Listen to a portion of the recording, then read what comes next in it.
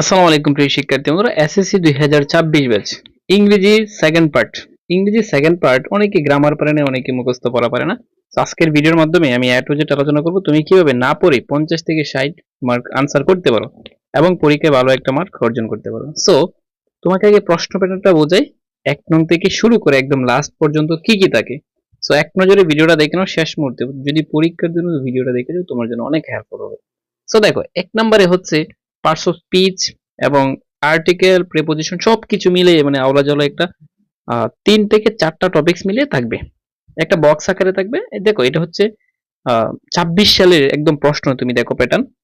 So এরকম একটা box থাকবে, এই বক্স থেকে সঠিক উত্তরগুলো জাস্ট এইগুলো এখানে বসাইতে হবে।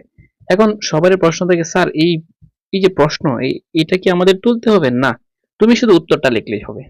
তুমি লিখবে answer to the question number 1, লেখার পর জাস্ট এই যে এ বি সি ডি এভাবে সিরিয়াল বাই সিরিয়াল জাস্ট উত্তরটা লিখলে হবে।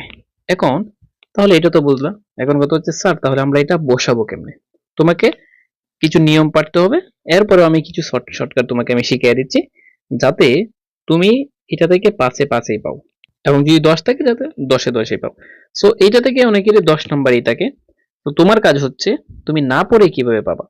যদি তুমি কিছুই না পড়ো, একদম কিছুই না পড়ো, তখন এই যে 1 নাম্বার যেটা, এই যে 1টা 2টা 3টা 4টা 5টা 6 7 8, এখানে 8টা আছে টোটাল, ঠিক না?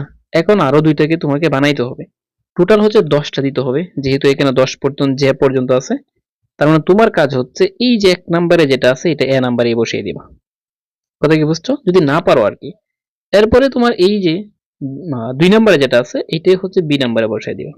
3 নাম্বারে যেটা এটা হচ্ছে সি নাম্বারে, এরপরে সিরিয়াল বাই সিরিয়াল তুমি বসিয়ে দিবা এটা। এখন কত হচ্ছে, স্যার আমরা কি নাম্বার পাবো? এখন এমনও হইতে পারে যে ই নাম্বারের উত্তর হচ্ছে এ, ঠিক আছে, এমনও হইতে পারে। সো এমনও উত্তর হইতে পারে তুমি যেটা এফ এ বসাইবা, হতে পারে যে এটা কি, এটা সঠিক উত্তর এইটাই। সো এরকম করলে কি তুমি না পড়েই এভাবে তুমি, যদি তোমার 2টা হয়ে যায় তাহলে তুমি 2 নাম্বার পেয়েছো। কথা কি ক্লিয়ার হয়েছে? এটা হচ্ছে একদম না পারলে, যদি কারো কাছ থেকে তুমি নাও লিখতে পারো না কিছু করতে পারো, তখন হচ্ছে এই টেকনিকটা তুমি ফলো করবে। আশা করি বুঝতে পারছো। এভাবে করলে কি তুমি হচ্ছে একদম কিছু না পড়ার চাইতে যদি এভাবে লিখে আসতে পারো, তাহলে 1 থেকে 2টা যদি হয় তাহলে তুমি 2 থেকে 3 মার্ক পেতে পারো। কথা কি বুঝছো? আচ্ছা, এরপরে আমরা চলে যাই হচ্ছে 2 নাম্বার টেবিল। সো টেবিল হচ্ছে সেম সিস্টেম, এটা আমি দেখাবো তোমরা কিভাবে লিখবা টেবিলটা।